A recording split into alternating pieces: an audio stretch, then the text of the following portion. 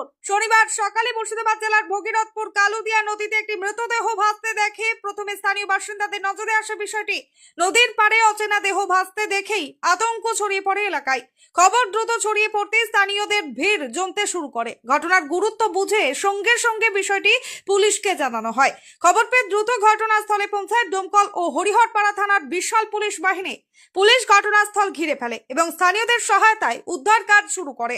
দীর্ঘ প্রচেষ্টার পর নদী থেকে মৃতদেহটি উদ্ধার করা হয়। পুলিশ সূত্রে জানা গিয়েছে, উদ্ধার হওয়া মৃতদেহটির পরিচয় এখনো পর্যন্ত জানা যায়নি।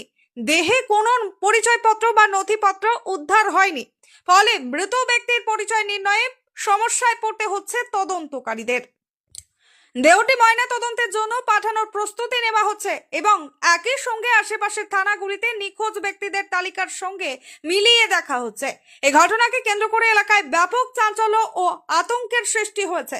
স্থানীয় বাসিন্দাদের মধ্যে নানা প্রশ্ন ঘুরপাক খাচ্ছে। এটি খুনের ঘটনা নাকি আত্মহত্যা, নাকি অন্য কোনো অস্বাভাবিক মৃত্যু ঘটনা? নদীতে দেহটি কিভাবে এলো এবং কতক্ষণ ধরে ভেসেছিল তা নিয়েও ধোঁয়াশা রয়েছে। পুলিশ সব দিক খতিয়ে দেখে তদন্ত শুরু করেছে। ময়নাতদন্তের রিপোর্ট হাতে পাওয়ার পরই মৃত্যুর প্রকৃত কারণ স্পষ্ট হবে বলে পুলিশ সূত্রে জানানো হয়েছে।